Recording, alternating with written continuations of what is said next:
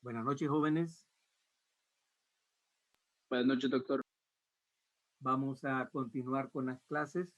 Este día vamos a ver dos temas cortos para terminar con todas las exposiciones de esta rotación. Y vamos a seguir hablando ahora de las luxaciones de los miembros inferiores. Como ustedes recuerdan, una luxación es la pérdida de la congruencia articular, o sea, una articulación pierde su forma anatómica, producto de un trauma, producto de un esfuerzo o producto de un problema congénito. En este momento nos atañen las luxaciones traumáticas, productos de fuerzas deformantes. Y como vamos a hablar de miembro inferior, vamos a hablar de las luxaciones más frecuentes de esa área, como son las luxaciones de la región de la cadera. Estas luxaciones son productos de trauma de alta energía, principalmente accidentes de tránsito o caídas de grandes alturas, como hemos hablado, las caídas de un andamio, de un trabajador de la construcción, o caída de una segunda o tercera planta, ¿verdad? Entonces, el mecanismo de producción es que cuando se sufre la caída o tenemos el accidente de tránsito, el paciente golpea su rodilla contra el tablero del vehículo y la fuerza se va en el eje longitudinal del hueso y el hueso se ve empujado hacia atrás en esos casos.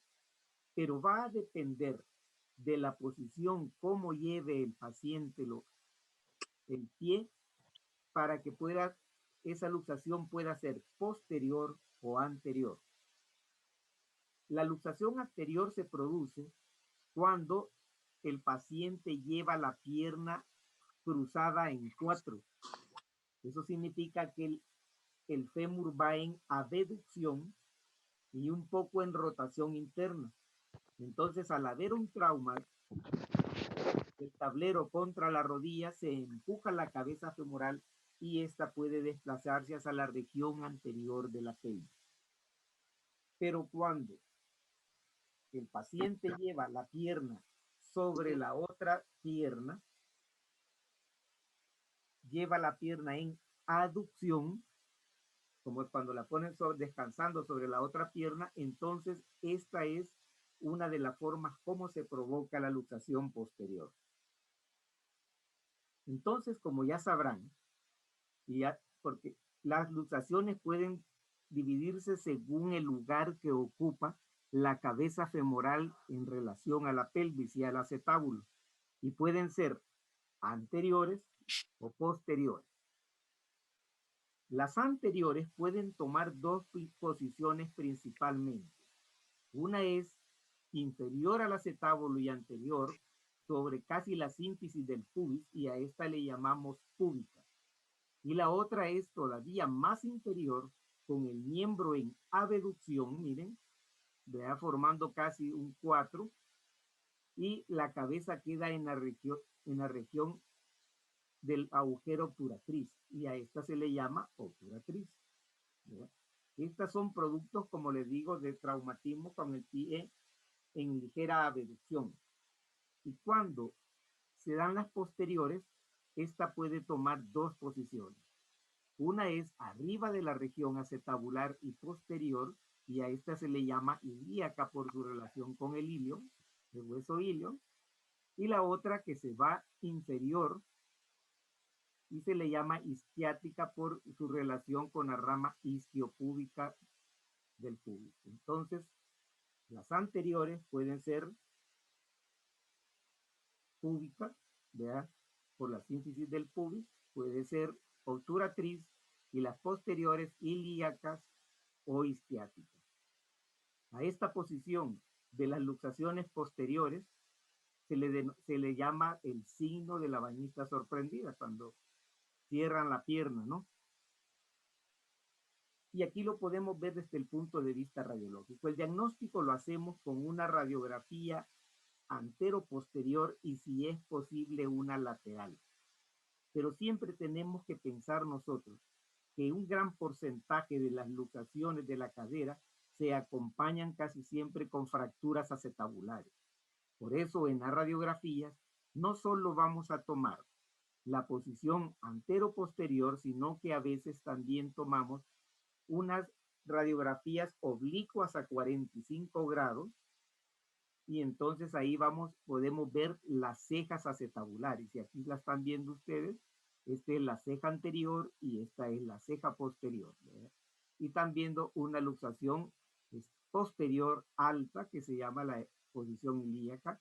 Y aquí están viendo una luxación posterior y baja que es la isquiática porque está en relación a la rama isquiopúbica. Uno de los peligros de la luxación superior es que por acá pasa el nervio ciático y puede verse comprimido y entonces darnos un problema neurológico. Indudablemente, estas luxaciones se producen por traumas de alta energía, por eso es que nosotros tenemos que examinar totalmente al paciente, ¿verdad? En algunas ocasiones queremos descartar que haya fracturas acetabulares y las imágenes radiológicas no nos dan toda la información. Entonces tenemos que realizar una tomografía axial computarizada y hacemos reconstrucciones tridimensionales. Aquí están viendo una reconstrucción de una luxación alta, ¿verdad? Que tenía una pequeña muesca en la ceja posterior del acetábulo. Las luxaciones son una urgencia. Esta es sumamente dolorosa y además está comprimiendo el nervio ciático. Por ende, hay que llevarlo a darle tratamiento, a hacerle una reducción lo más rápido posible. No solo por el dolor, no solo porque está comprimiendo el nervio ciático, sino que también recuerden la vascularidad de la cabeza del fémur, también la vascularidad se ve afectada porque se ha roto el ligamento redondo que llega a la fóvea y ahí está la arteria del ligamento redondo, ¿verdad? Entonces se puede ver afectada la cabeza y tener a la larga una complicación que es la necrosis avascular de la cabeza del fémur.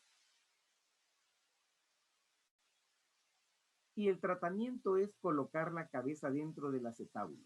Para esto lo hacemos con anestesia general porque necesitamos al paciente totalmente relajado. En los pacientes muy voluminosos, ya sean musculosos o pacientes con obesidad mórbida, es más difícil hacer estas maniobras de reducción. Por eso el paciente tiene que estar totalmente relajado. En las luxaciones posteriores podemos utilizar dos maniobras, la maniobra de Bigelow y la maniobra de Alice. Y aquí están viendo ustedes algunos de los movimientos que se realizan en la maniobra de Bigelow para llevar la cabeza femoral a su lugar. La maniobra de Alice, que es casi muy similar, ¿verdad? Pero siempre hay la necesidad de un ayudante deteniendo la pelvis y el cirujano haciendo tracciones y movimientos tratando de llevar la cabeza a su lugar. En algunas ocasiones, el paciente puede ser un adulto mayor donde hay más fragilidad ósea, entonces tenemos que tener mayor precaución en los movimientos de reducción porque podemos complicarlo con una fractura. Entonces realizamos la maniobra de Alice más suave, principalmente estas como para las luxaciones anteriores. ¿Ve? Una tracción longitudinal al fémur, una rotación interna y una tracción lateral ayudado por un segundo cirujano. Y en algunas ocasiones existen luxaciones que son difíciles de realizar y entonces tenemos que recurrir a esta maniobra que se llama la de Stimson, ¿verdad? Colocamos de boca abajo al paciente con la cadera en el borde de la mesa quirúrgica y ahí hacemos estas tracciones. Alguien empuja la cabeza femoral y el otro hace movimientos de tracción longitudinal al fémur y movimientos de rotación. Pero hay ocasiones en que estas maniobras tampoco nos ayudan a reducirlo, entonces nos vemos en la necesidad de hacer una reducción a través de una cirugía abierta, procurando no dañar la vascularidad que ya está previamente dañada. Y posteriormente a la reducción tenemos que inmovilizar estos pacientes. Normalmente lo inmovilizamos con una tracción blanda, ¿ya? Como hablábamos en la clase pasada, que a veces colocamos en las fracturas de cadera. Es una tracción que va desde la parte alta del miembro, casi en la región trocantérica, hasta más o menos a la altura del tobillo con una venda elástica y colocamos un peso de aproximadamente 7 libras. ¿Con qué propósito es esto? Para que la presión muscular y la presión negativa que tiene la cadera, la tracción que hacen los músculos, no esté comprimiendo el ya lastimado cartílago articular de la cabeza femoral. Entonces, que esté relajado para que él pueda recuperarse. ¿Cuánto tiempo lo mantenemos así? Normalmente lo mantenemos un periodo de 2 semanas. Y luego de 2 semanas le permitimos al paciente deambular sin carga total de peso, sino que una carga muy parcial para que no se vaya a lastimar la cabeza femoral.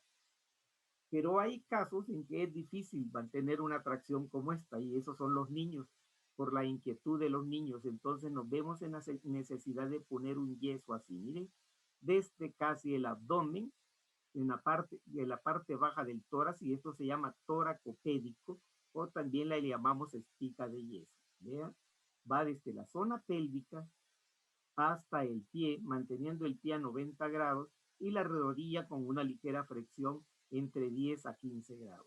Esto, al igual que el anterior, lo mantenemos por un periodo de 2 semanas y luego tratamos de que el niño utilice muletas y no tenga una carga total de peso por un periodo de 4 semanas más.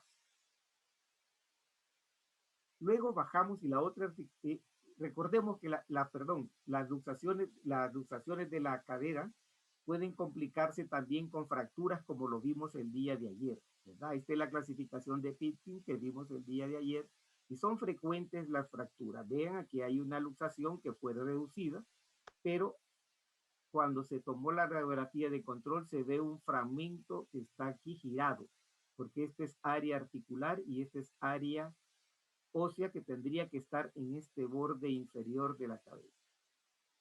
Se toma una radiografía en algunas ocasiones o una resonancia y logramos ver, miren, un desplazamiento de esos fragmentos. Y tenemos que buscar siempre tratar de que la reducción sea al 100% para evitar las complicaciones tempranas como son las artritis postraumáticas. Así que recurrimos a hacer osteosíntesis con tornillos como la que están viendo aquí. Son tornillos que la cabecita debe de quedar metidas en el cartílago, no deben de quedar superficiales para no erosionar el acetábulo.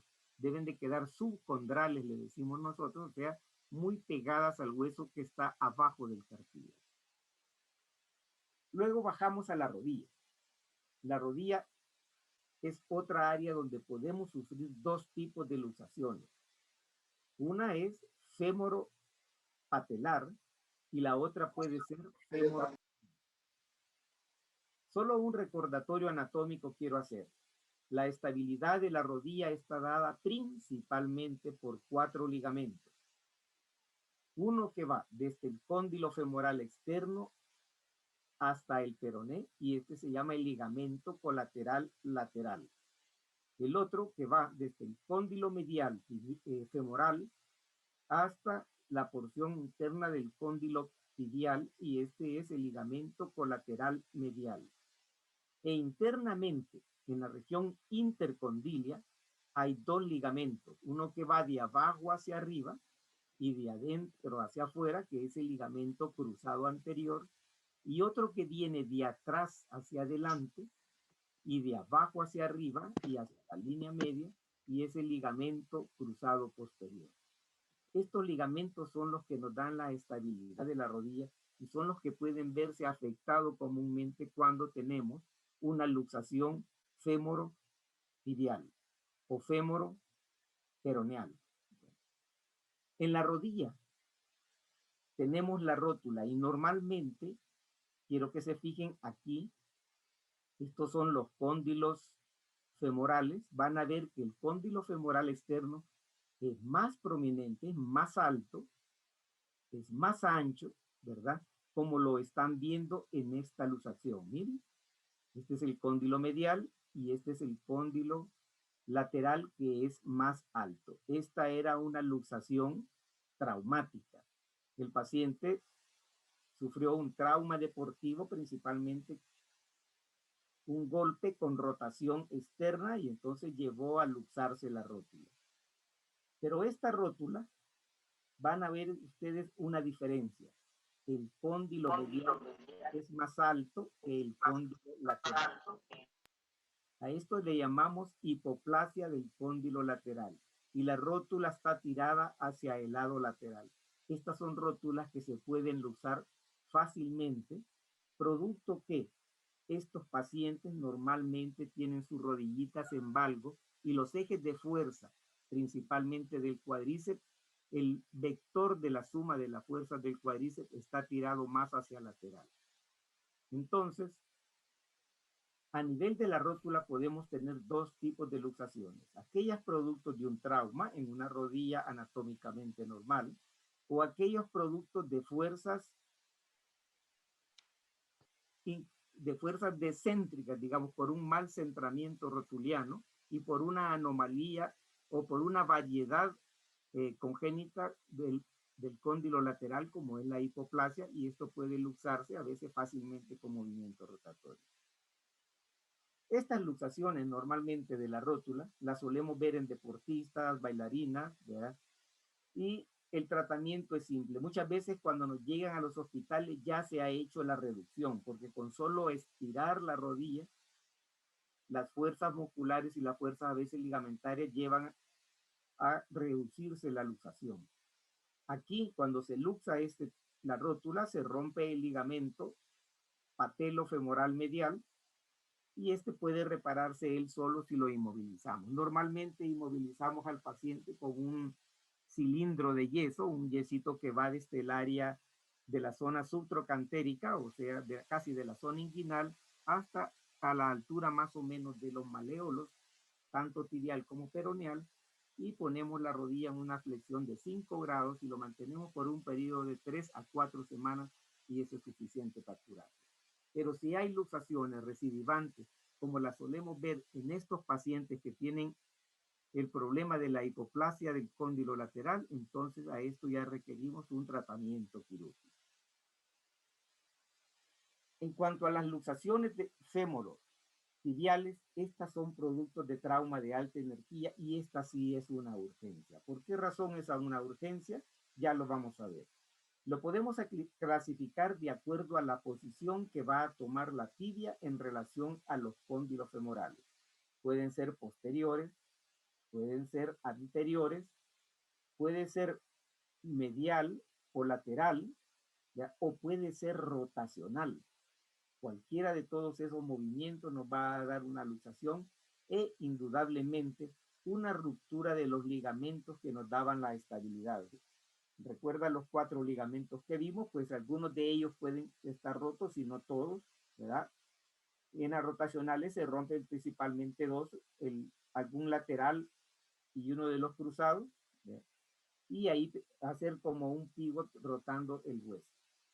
Pero el problema de este tipo de luxaciones no es la posición, no son exclusivamente las lesiones de los ligamentos, sino principalmente el problema vascular y el problema neurológico. ¿Por qué? Por la íntima relación que guarda a este nivel la arteria poplitea con la porción posterior del fémur y la porción posterior de la tibia. Entonces, cuando llegan estos pacientes que son productos de trauma de alta energía, ¿verdad? Van a ver este tipo de luxaciones, ya sea rotacionales, ¿sí? O podemos ver pacientes que sufren una luxación, miren, y a veces con una tracción muy sencilla puede llegarse a reducir. No debemos de quedarnos conforme con esto. Tenemos que pensar siempre en que pueda existir una lesión vascular. Y si no tenemos una lesión vascular en ese momento, sabemos que las luxaciones pueden dañar la íntima de la arteria y entonces podernos dar un problema vascular más adelante, ¿verdad? Por ejemplo, vamos a ver este paciente que tuvimos aquí, miren, con una luxación, y cuando se le hizo una arteriografía, se vio que estaba amputada la arteria. Ahí se tuvo que hacer un reparo. Aquí tenemos al paciente que se le hizo una resonancia magnética, este mismo paciente. Están viendo aquí los cóndilos femorales, este es la tibia, aquí están viendo la rótula, aquí viene el tendón del cuádriceps, el tendón rotuliano, y aquí tienen el ligamento cruzado posterior, miren cómo está volando, el cruzado anterior no se mira porque se ha arrancado, y esto negrito que viene aquí, esta es la arteria que llegó hasta aquí. Aquí se amputó también la arteria, ¿verdad? Esto es una angioresonancia que se le realizó al paciente y podemos ver una lesión a este nivel. Entonces, esa es la importancia que tenemos que darle a la luxación de la rótula. Si el paciente le da la historia que se le salió la rodilla, que la tibia y el fémur se luxaron y se volvió a reducir cuando llegaron los cuerpos de socorro, no debemos de darle alta inmediatamente. Son pacientes que tenemos que ingresar y hacerle un control vascular muy estrecho para ver si no va a desarrollar dentro de los primeros días una lesión vascular que pueda llegarlo a tapar como en algunos casos. Y luego bajamos un poquito más y vamos a llegar a la articulación tarso-metatarsiana. Los metatarsianos se articulan con el medio pie en esto que se llama el tarso. Recuérdense que el primer dedo se articula con la primera cuña, el segundo dedo con la segunda cuña, el tercer dedo con la tercera cuña o el tercer metatarsiano con la tercera cuña, y el cuarto y el quinto se articulan con el cuboide. Aquí el pie tiene normalmente 3 columnas. Nosotros decimos las columnas de fuerza del pie. La primera columna es el primer dedo con la primera cuña. La segunda es el segundo y el tercero con la segunda y tercera cuña. Y el tercera columna es el cuarto y el quinto metatarsiano con el cuboide. Estas son fracturas que pueden producirse, como en este caso, miren que se le trabó el pie al jinete aquí en el estribo y entonces hubo un doblez del antepié y provoca una luxación lateral, como la está señalando aquí la flecha. Pero también podemos verlos en las personas que acompañan a un motociclista, cuando en algunas ocasiones meten su pie queriendo agarrarse bien de la moto y son agarrados por los rayos de la rueda y entonces pueden llevar a producirse luxaciones divergentes como esta, el primer dedo se luxa hacia la línea media, o como esta, el primer dedo a la línea media y el resto de los dedos hacia lateral, ¿verdad? Aquí vamos a ver un ejemplo, miren cómo esto se ha separado un poco y hay una divergencia entre el primero y el segundo metatarsiano. O aquí podemos ver una luxación hacia lateral, vemos la primera cuña y vemos el primer metatarsiano hacia la línea externa, hacia el quinto dedo, y el resto de los dedos se han corrido. El diagnóstico es simple, a través de una radiografía antero-posterior y lateral, y el tratamiento siempre va a ser quirúrgico. Reducir todo esto, colocarlo en su lugar y fijarlo con tornillos o clavitos como lo estamos ejemplificando aquí. Estas tres son quizás las 3 grandes áreas de luxaciones de los miembros inferiores más frecuentes que solemos ver, y la que tenemos que tener siempre pendiente cuando nos llegan pacientes productos de traumas, de los accidentes de tránsito, accidentes de moto, ¿verdad? O traumas deportivos en algunos casos. Bien, joven, vamos a continuar.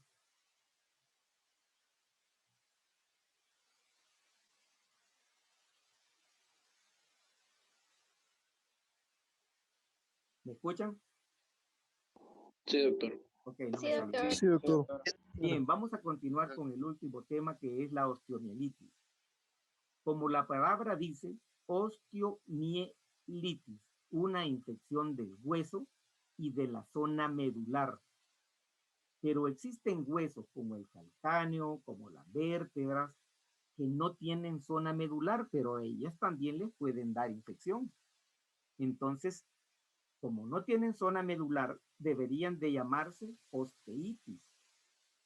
Pero sucede que la osteitis es un gran capítulo también de la ortopedia. Hay muchas patologías inflamatorias que no son procesos infecciosos como la osteomielitis. Entonces, tanto al hueso que tiene médula como al que no lo tiene, cuando es invadido por un microorganismo, ya sean bacterias, ya sean hongos, entonces a eso le vamos a llamar osteomielitis, ¿verdad? Y se define como una osteomielitis es una inflamación del hueso causado por un agente infeccioso, ¿verdad? Y este puede ser variable. El hueso se infecta porque es un lugar con poca irrigación sanguínea y para la bacteria es fácil crecer sobre ella, pero para el hueso es difícil protegerse él solo por la calidad vascular pobre. Entonces, podemos clasificarlas basados en 4 puntos grandes.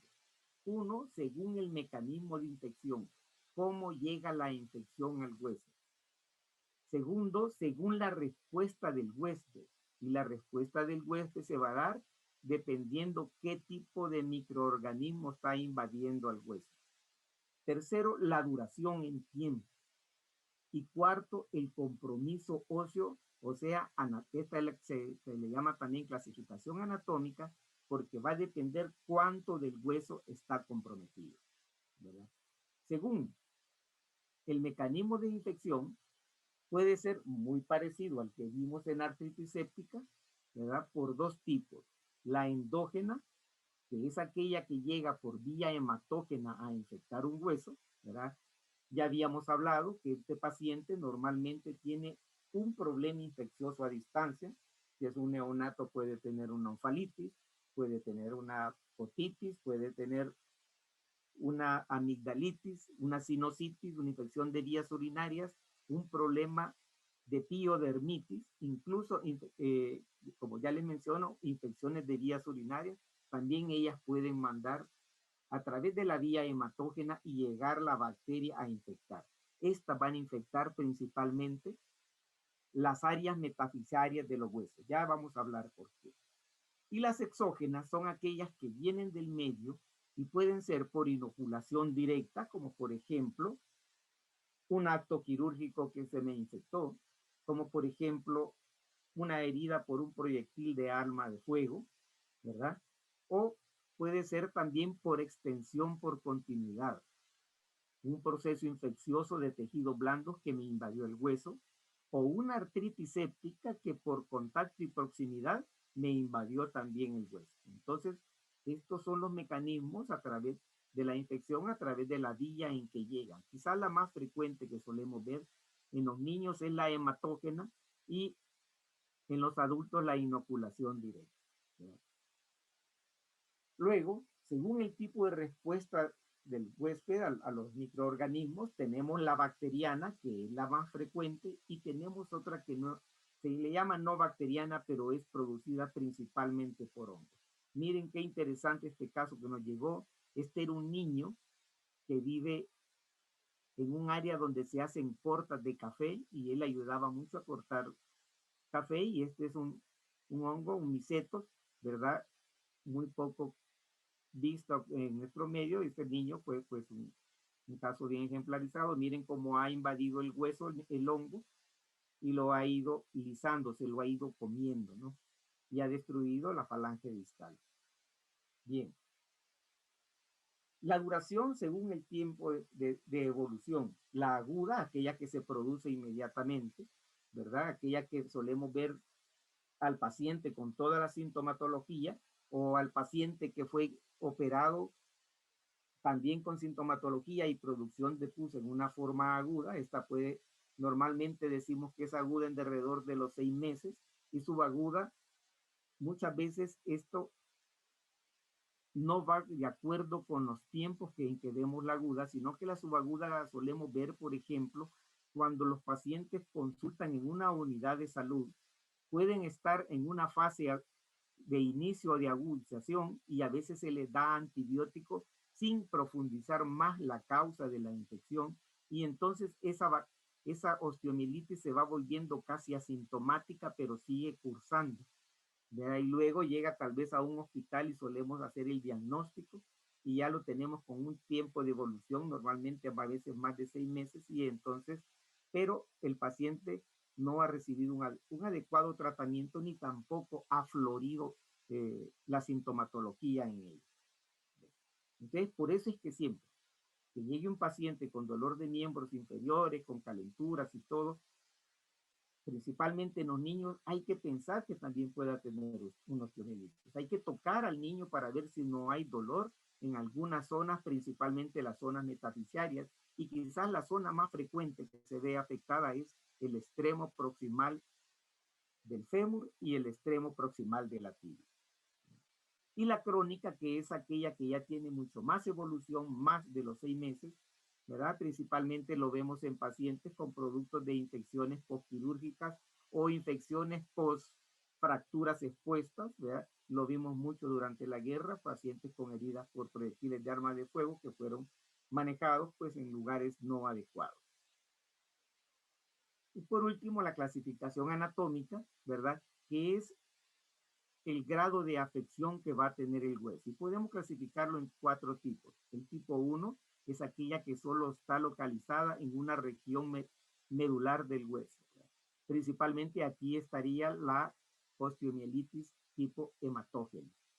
La tipo 2, la superficial, que es aquella que viene del área externa, invade los tejidos blandos y invade la parte de la cortical ósea, pero está localizada en un lugar.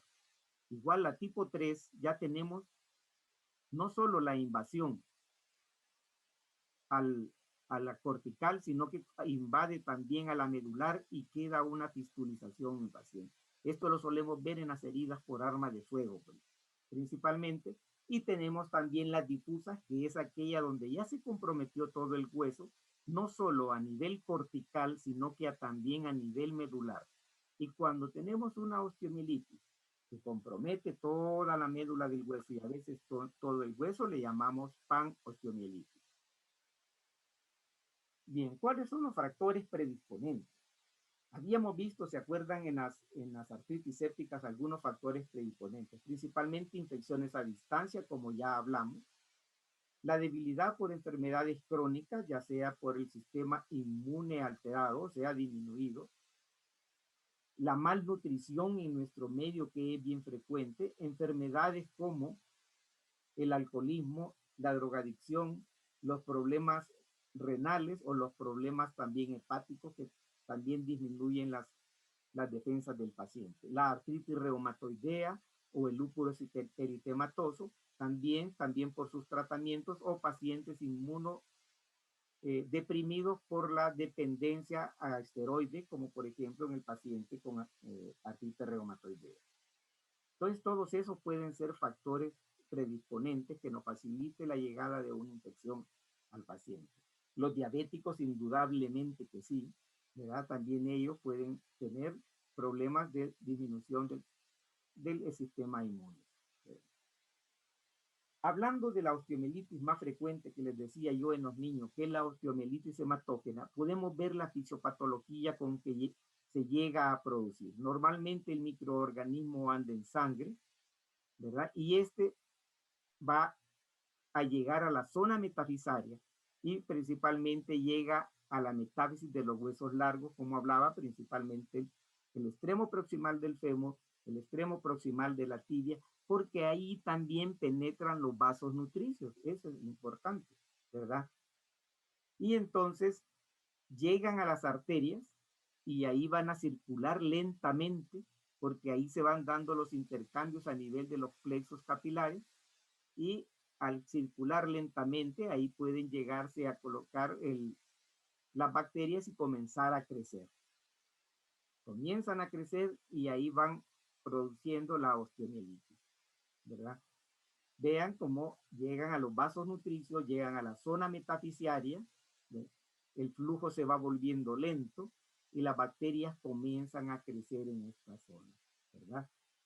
Pero aquí hay una zona de hueso que es comprometida por la infección y ese pedazo de hueso se muere, se necrosa, y a eso se le llama secuestro porque queda casi en medio de toda la producción de pus que se está dando y todo el proceso infeccioso. Ese secuestro es un foco importante de crecimiento bacteriano.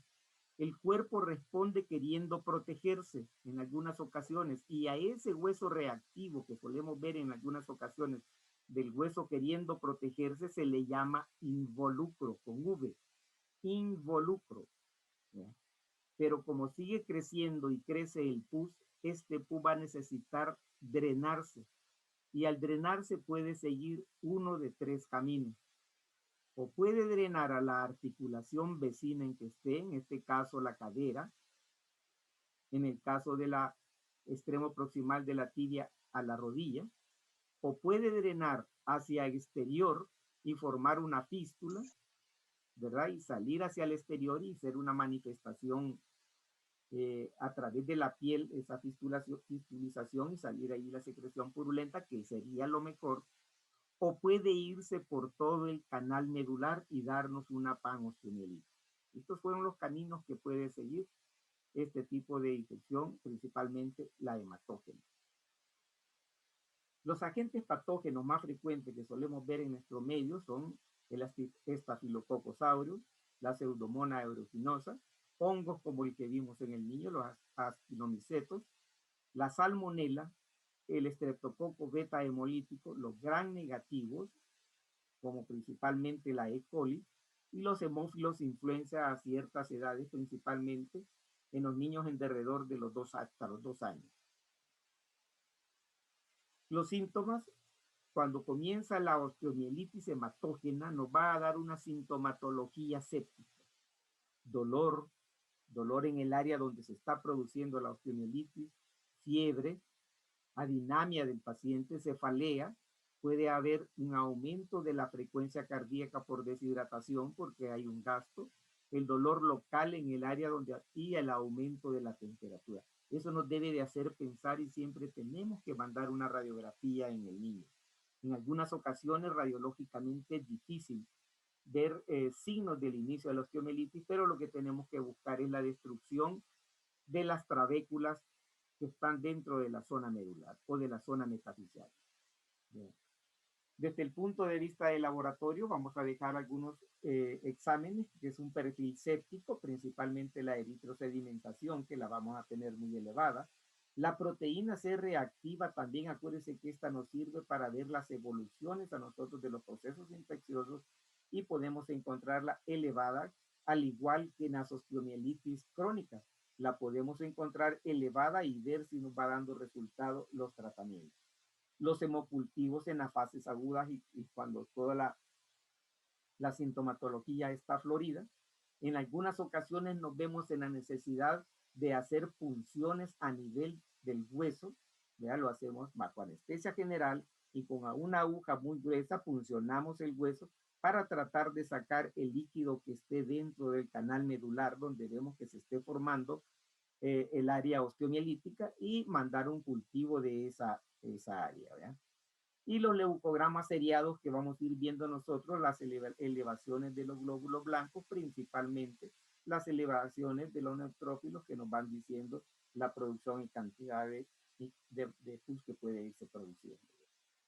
Entonces, todos estos exámenes son de los que nos solemos valer, pero también la biopsia a través de un acto quirúrgico. Desde el punto de vista radiológico, podemos usar la radiografía simple, la gammagrafía ósea, la tomografía axial computarizada o la resonancia magnética. Vean aquí una radiografía simple en un extremo proximal del fémur. Este es todavía ya un jovencito que está todavía en crecimiento. Podemos ver la línea de crecimiento y vamos a ver las áreas del INSI. Miren la zona metafisiaria, el foco osteomielítico, aquí como se va comiendo el área cortical, y aquí podemos ver pequeños focos. Aquí tenemos otro caso también en otro niño, miren, donde vemos el área lítica aquí cerca del área del trocánter menor, donde está el foco osteomielítico. Otro niño donde podemos ver un foco osteomielítico en la zona metafisiaria, en la zona metáfiso epifisiaria, diaficiaria distal del fémur, ¿sí? en la zona proximal de la tibia, vean cómo se ve la lisis, y a la osteomielitis también se le ha llamado la gran imitadora, porque si ustedes ven esta imagen de la tibia, también nos recuerda a algunos tipos de tumores. Miren cómo hay una reacción perióstica, porque aquí ya comenzaba a drenar el pus y ha levantado el periósteo y hay una reacción perióstica. Y esto lo solemos ver en algunos tumores, como por ejemplo el osteosarcoma o el tumor de Ewing, que son tumores que solemos ver en los niños, ¿verdad? Entonces, por eso es que el diagnóstico definitivo lo vamos a hacer a través de una biopsia y tomando en cuenta toda la cantidad de exámenes y la sintomatología del paciente.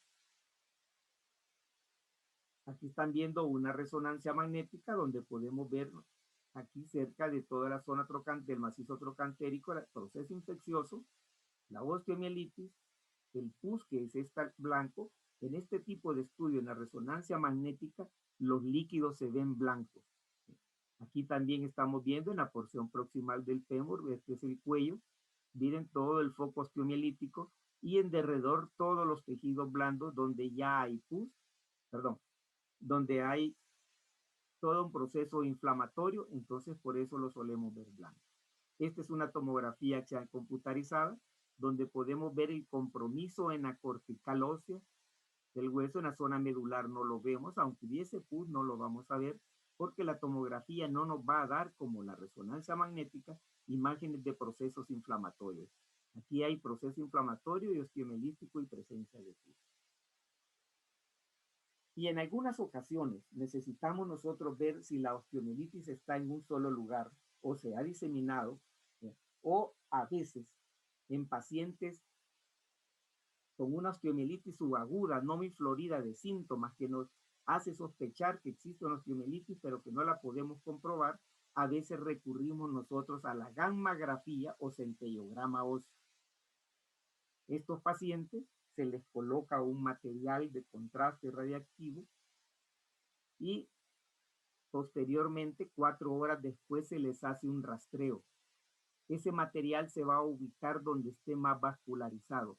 Hay áreas que sabemos que van a estar vascularizadas, ¿verdad?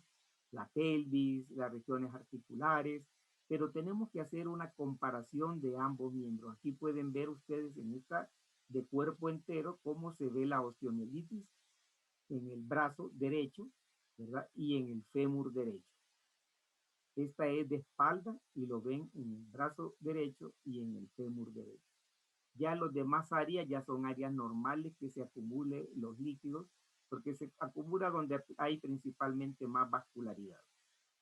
Y en algunas ocasiones se pueden hacer también gammagrafías solo sectorizadas, como por ejemplo aquí a nivel del tobillo, que se sospechaba una osteomielitis, pero nada, tan solo era una infección de los tejidos blandos, porque cuando se hicieron algunas pruebas tiempito después, ¿verdad? Los tejidos blandos metabolizan más rápido el material de contraste, ya se pudo ver una normalidad en ambas áreas. Pues así hacemos el diagnóstico, ¿verdad? Y entonces, ¿cómo lo vamos a tratar? El tratamiento está basado en dos grandes campos, la antibiótico-terapia y el tratamiento quirúrgico. ¿Cuáles son los principios del tratamiento que debemos de brindar al paciente? El tratamiento solo con antibióticos será efectivo antes de la formación del pus. O sea, en las primeras fases de la osteomielitis, principalmente hematógena, que es donde podemos tener sintomatología sin haberse producido todavía pus, sino que cuando se inicia la invasión a nivel de esa zona metafisiaria, entonces ahí podemos dar nosotros antibióticos normalmente por la vía parenteral, ¿verdad? Y ya vamos a ver algunos de los requisitos que tiene que cubrir el antibiótico, entonces así podemos controlarlo. Pero los antibióticos no esterilizan un área donde ya exista pus. La única forma de esterilizarlo va a ser una limpieza efectiva, o sea, ir a sacar ese pus, ir a sacar el hueso desvitalizado, ir a sacar el secuestro que se ha formado y los antibióticos con los esquemas necesarios y precisos. ¿Ya? Indudablemente lo vamos a hacer a través de una cirugía traumática a traumática la limpieza, tenemos que ser lo más delicado con los tejidos blandos por dos cosas. Una, porque ya están dañados por el proceso infeccioso y están inflamados. Y lo otro, porque tenemos que volver a cubrir ese hueso, porque no lo podemos dejar totalmente descubierto, porque si no se nos va a necrosar también, ¿verdad? Y siempre debemos de mantener los esquemas de antibióticos de acuerdo a cómo está establecido. Normalmente nunca menos de 6 semanas. Los antibióticos, tanto como lo vimos en artritis séptica como en osteomielitis, son de uso prolongado. Por eso tenemos que ser muy cuidadosos con los antibióticos, muy cuidadosos siguiendo de cerca a los pacientes para que no vayamos a tener complicaciones por los efectos secundarios que esto nos produce. La antibioticoterapia tiene algunos principios generales. Primero, se prefieren los antibióticos bactericidas y no los bacteriostáticos. Muchas veces en los cultivos nos dan algunos antibióticos que son bacteriostáticos, pero ellos no nos van a dar la cobertura y el control que estamos esperando nosotros de aquellos microorganismos que invaden el hueso. Entonces preferimos los bactericidas. Segundo, se necesitan grandes dosis. Dosis como que fueran una encefalitis, dosis como que fuera una meningitis. ¿Por qué? Porque el antibiótico cuesta que penetre el hueso. Ya hablábamos de la poca vascularidad que tiene el hueso y por eso necesitamos altas dosis en tiempos prolongados. Tercero, un espectro amplio, ¿ya? Principalmente contra todos los microorganismos que sospechamos en base a la edad. Ya veíamos algunos de los microorganismos que pueden invadir, pero también tenemos esquemas de edades y solemos ver algunas bacterias que son más frecuentes a determinadas edades y según las características del paciente, si es un artrítico reumatoideo, si es un drogadicto, si es un inmunosuprimido, ¿verdad? Entonces todos ellos pacientes ya tenemos más o menos la gama de bacterias que suelen infectarlos cuando no tenemos un cultivo ya que nos esté diciendo la bacteria específica. El antibiótico específico en base al cultivo. Aquí es lo que les estoy diciendo. Si tenemos el cultivo y ya sabemos qué bacteria lo ataca, pues vamos a ir a tratarlo con ese antibiótico. Media vez cumpla algunos requisitos de que no vayamos a complicar al paciente en otros aspectos de salud, como por ejemplo, los aminoglucósidos no los podemos usar en largos tiempos y tenemos que tener mucho cuidado. Y la duración adecuada del tratamiento, como les decía, como mínimo 6 semanas, ya tiene que ser a veces hasta 3 meses solemos usar los antibióticos.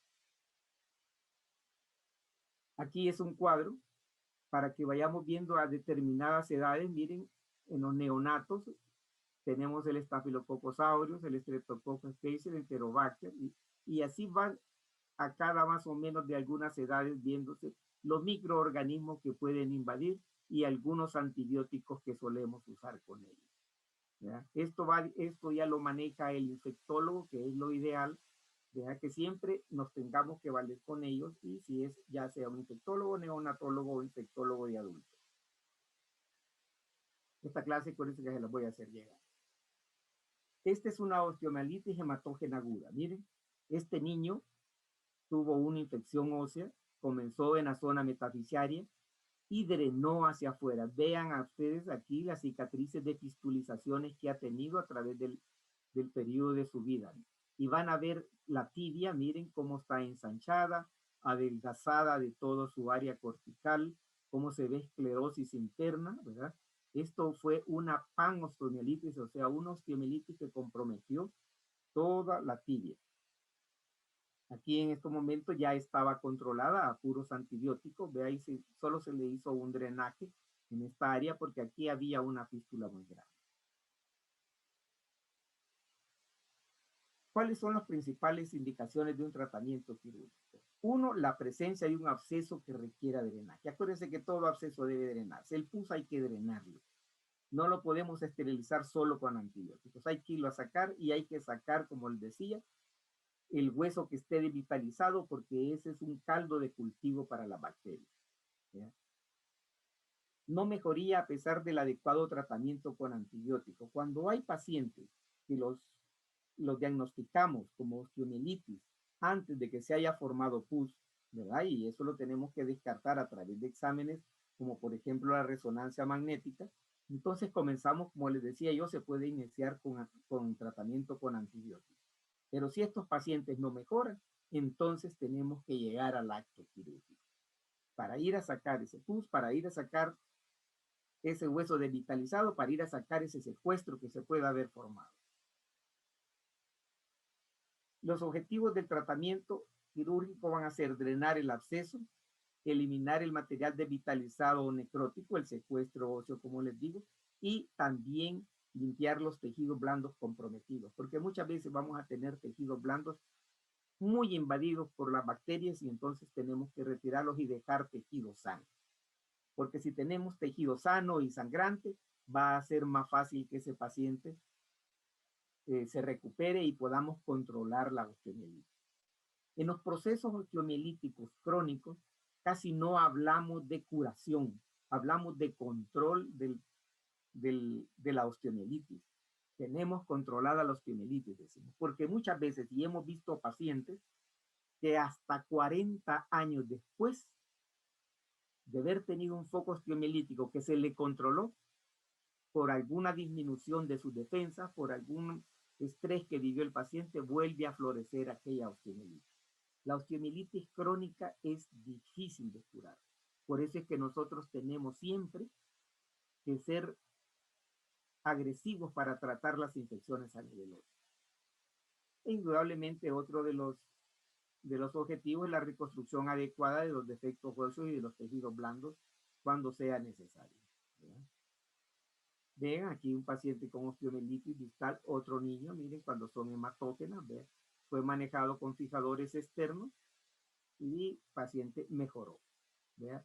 Este fue un caso, miren, este fue una chica que vimos en el hospital Sejamil, aquí está el logo del hospital, ¿verdad? Que fue, ella recibió una herida por arma de fuego, le provocó una osteomielitis, tuvimos que quitar un segmento óseo, fue manejada con fijadores externos, ustedes pueden ver aquí los agujeros, y posteriormente cuando habíamos controlado la osteomielitis, hicimos una osteosíntesis con un clavo endomedular bloqueado y le colocamos injerto de cresta ilíaca. Y con el tiempo, ya como verán, son viejas las radiografías, con el tiempo consolidó. Toda esta área fue el área cruenta que ella tuvo, ¿no? Este es otro caso que llegó también al hospital. Vean, esta fue operada en otra institución y nos llegó así. Una fractura de fémur, le habían colocado esta placa, pero si ustedes ven con detalle, van a darse cuenta, miren, aquí en derredor de este clavo se ve un área más oscurita, es un área de lisis. Aquí podemos ver otro poquito de área de lisis. Vean cómo la médula también se ha alisado aquí, el grosor de la médula, ¿verdad? Y entonces ella tenía una fístula donde drenaba pus. Entonces hicimos un examen que se llama fistulograma. El fistulograma consiste en que a través de ese agujerito por donde drenaba el pus, introducimos una sonda delgadita, de las que solemos usar en los neonatos. Y a través de esa sonda pusimos un poco de material de contraste, ¿miren? Y ustedes lo van a ver cómo se pintó en derredor de la placa, se fue hasta ahí arriba, ¿miren? Hasta esta zona, hasta aquí llegó un poco el material de contraste. O sea, era una osteomielitis que se había provocado secundariamente a una osteosíntesis. Y ahí esta niña no había tenido una fractura expuesta, había sido una fractura cerrada. Y esto pues fue una de las complicaciones postquirúrgicas. Entonces, quitamos la placa y hicimos una limpieza muy adecuada. Vean cómo quedaron los tejidos de rosaditos y sangrantes, ¿verdad? Colocamos unos fijadores externos. Esto le da estabilidad rotacional. No está cerca del foco de la osteomielitis. Esta radiografía ya la habíamos visto en la clase, ¿verdad? Aquí están viendo el dreno que se le había colocado. Y este era el área, miren, de las zonas líticas del hueso, pero que lo limpiamos, lo cureteamos.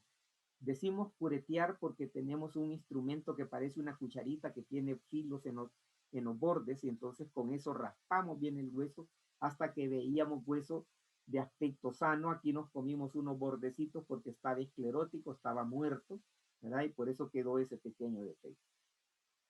A esta paciente le dijimos pues que se fuera a casa cuando ya había sanado la herida y que la íbamos a ver con un tiempo de aproximadamente 6 meses, cuando desde el punto de vista de sus exámenes ya no tuviera ninguna manifestación de infección. Pero se nos perdió y la vimos como a los 2 años y la vimos así, miren, había consolidado, ella apoyaba, ella caminaba y vean el siguiente control cómo ya había consolidado todo su hueso. Entonces se ahorró una cirugía, solo retiramos los fijadores externos y podemos ver cómo había consolidado todo el área porque habíamos controlado la infección. Ella no tenía una osteomielitis crónica, sino que tenía una osteomielitis básicamente aguda porque tenía como aproximadamente casi 4 semanas postquirúrgicas cuando nos llegó al hospital. Bien, chicos, eso es todo. Doctor, yo tengo una pregunta. Dígame, hijita. ¿Qué tan frecuentes son esas osteomielitis postquirúrgicas y con qué material de osteosíntesis es más frecuente que se dé? Vaya, eso va a depender de cada institución. Hay una estadística que la Organización Mundial de la Salud acepta como complicaciones quirúrgicas, porque ustedes saben que ya una cirugía ya es parte de una complicación de una fractura.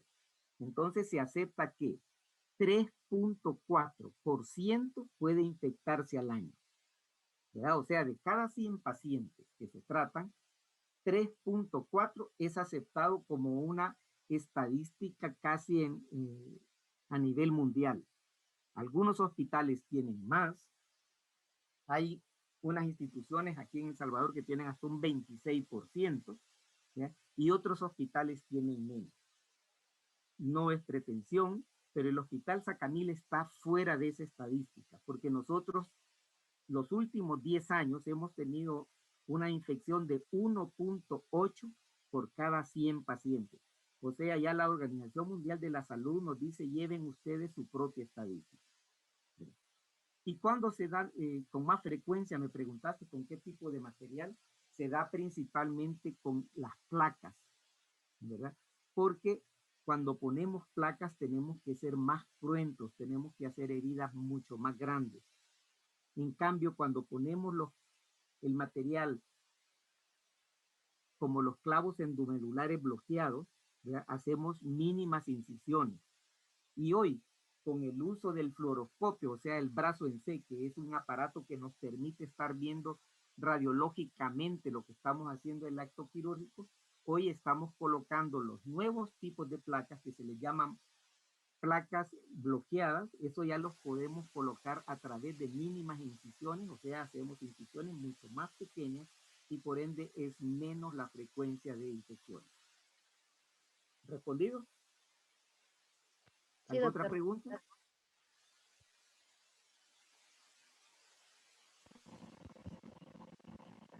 Bien. Acuérdense que el pedacito de hueso que se muere en una osteomielitis hematógena se llama secuestro, y que la reacción ósea que el cuerpo hace para querer controlar la infección se llama involucro. Eso es bien importante que recuerden. Doctor, ¿y qué otras complicaciones podrían presentarse? Vaya, imagínate que si el paciente tiene con una osteomielitis, tiene un sistema inmunológico alterado, podemos tener unas infecciones a distancia y eso puede llegar a ser una sepsis, ¿verdad?